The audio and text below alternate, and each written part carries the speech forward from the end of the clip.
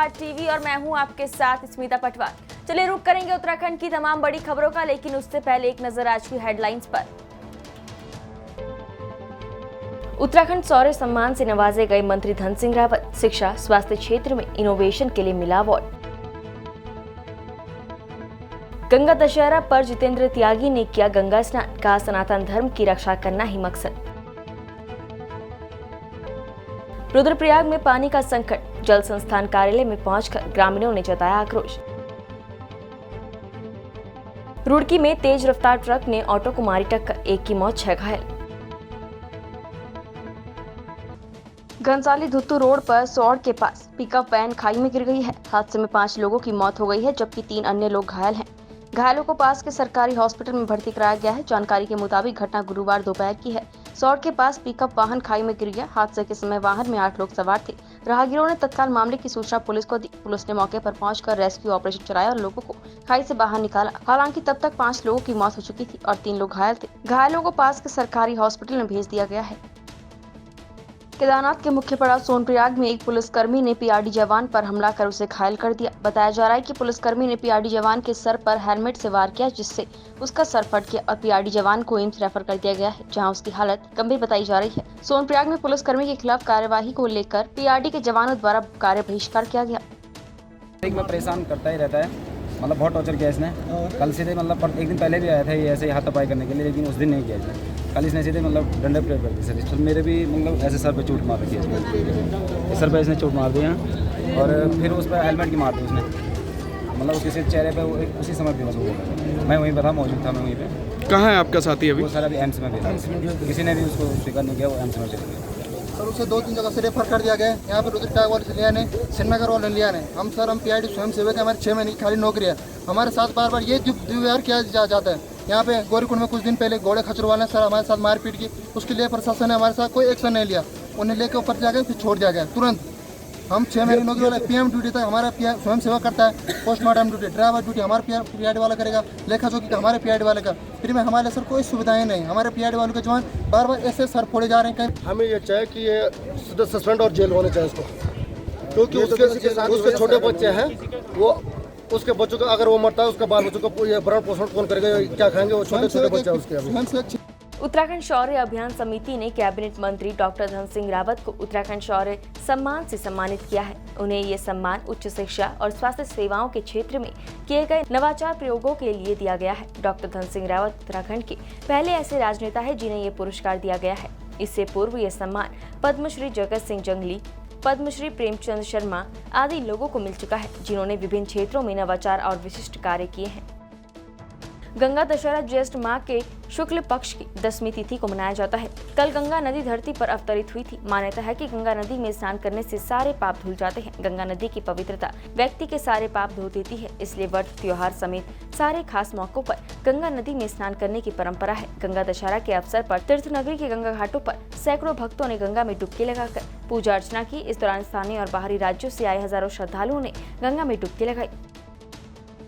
सिया वक्फ board Uttar Pradesh के पूर्व chairman Wasim Rizvi उर्फ जितेंद्र नारायण सिंह त्यागी ने गंगा दशहरा के पावन पर्व पर हरिद्वार में गंगा नदी में स्नान किया। इस दौरान उनके साथ सांभवी धाम पीठाधीश्वर स्वामी आनंद स्वरूप भी मौजूद रहे। जितेंद्र नारायण सिंह त्यागी ने गंगा स्नान के बाद मां गंगा की पूजा अर्चना भी की। इस दौरान उन्होंने कहा कि उनका सिर्फ एक मकसद है, हमेशा सनातन धर्म की रक्षा करूं और सनातन धर्म की सेवा करूं। जितेंद्र नारायण सिंह त्यागी ने कहा कि आज के समय के मुताबिक सबसे बड़ी जरूरत हिंदुओं को संगठित करना है। इसी के साथ ही हिंदुओं के लिए अच्छे विचार और सुझाव रखे जाने चाहिए।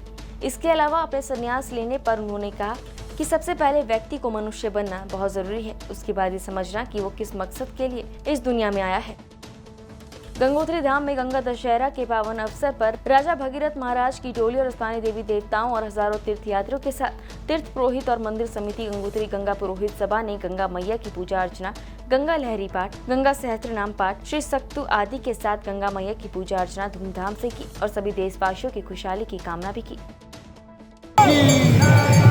आज गंगा दशहरा के महापर्व पर सबको बहुत बहुत शुभकामनाएं। आज के दिन ही माँ भगवती गंगा धराधाम पर पधारी है। सारे देशवासियों को बहुत शुभकामनाएं। जय गंगा मैया। आज गंगा दशहरा के पावन पर सभी देशवासियों को हार्दिक शुभकामनाएं।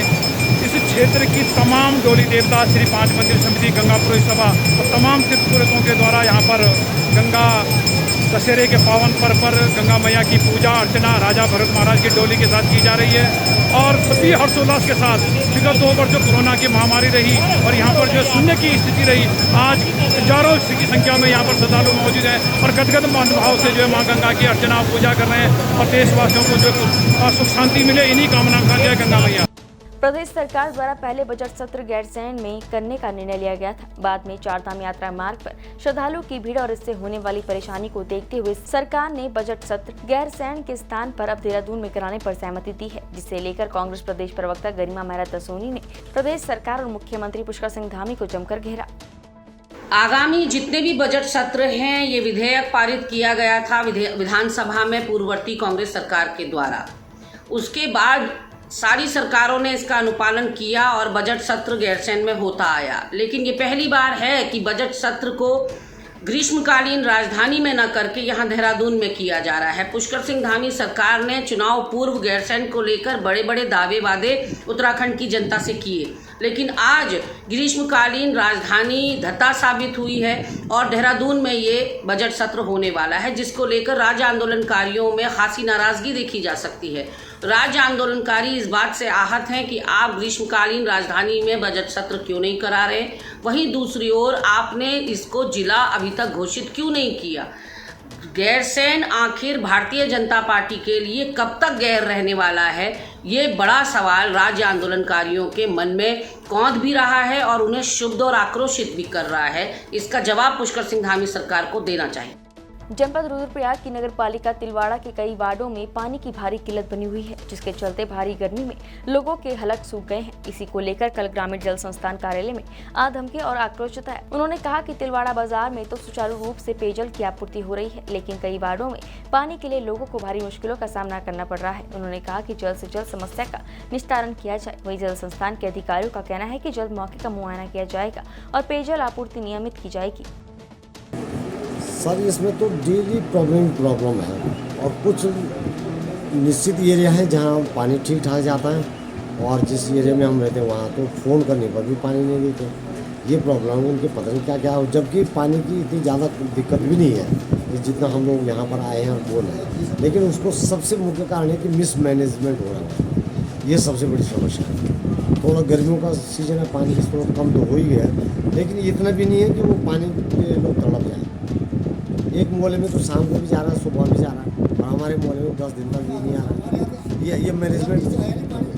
अरे यहाँ पानी नहीं, जैसा कह रहे हैं हम लोग कि मार्केट में 24 घंटा पानी गिरता था, जब देखो मार्केट पानी गिरता रहता है। हमारे यहाँ पे बिल्कुल ही पानी नहीं। मुझे 3 महीने हमारे एक बूंद पानी की नहीं आ रही।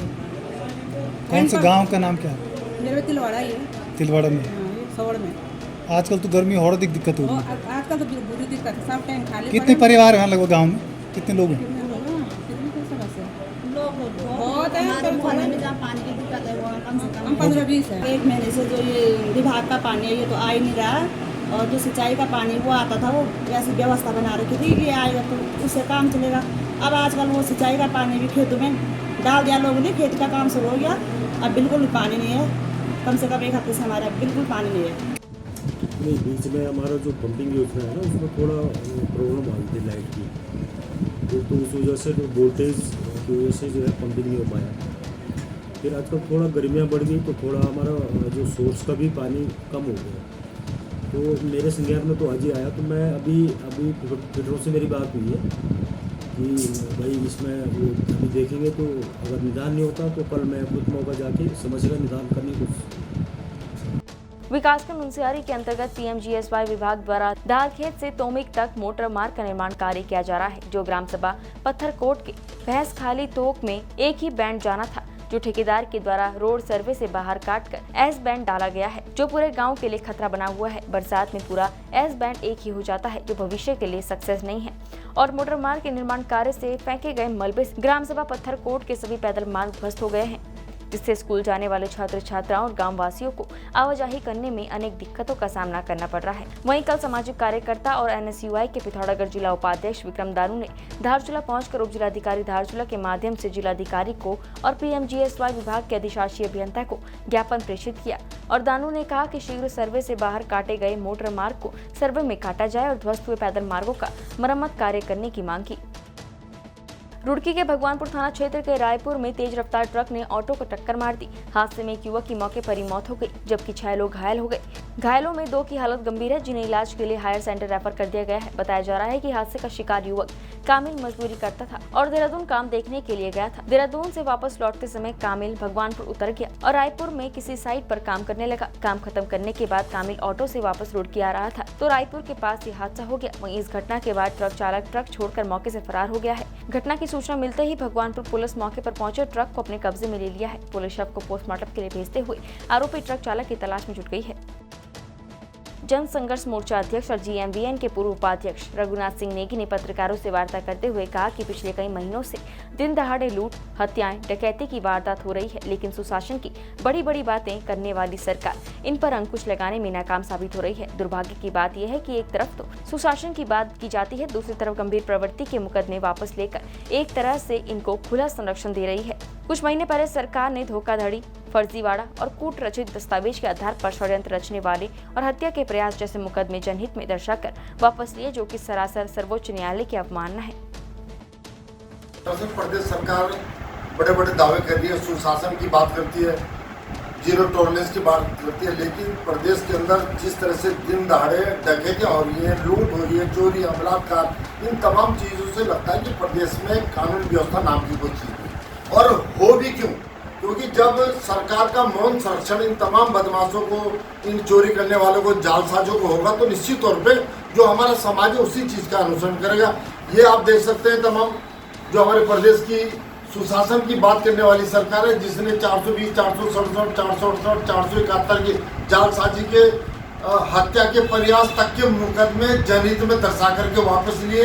ये बहुत गैर जिम्मेदाराना किए थे और इस मामले में अगस्त 2021 में ऑनरेबल सुप्रीम कोर्ट ने भी डायरेक्शन हाई कोर्ट्स को दी थी, जो सबऑर्डिनेट हाई कोर्ट्स हैं, कि जो भी मुकदमे वापसी वाले मैटर हो, सेक्शन 321 IPC की जो धारा है उसको इन अकॉर्डेंस विद लॉ, कानून के तहत ही विधि सम्मत तरीके से हो, न कि फर्जीवाड़ा करने वालों के, जालसाजों के मुकदमे हो। लेकिन सरकार उस आदेश को भी धता बता करके इन बदमाशों को, लुटेरों को, इन तमाम जालसाजों को संरक्षण दे रही है।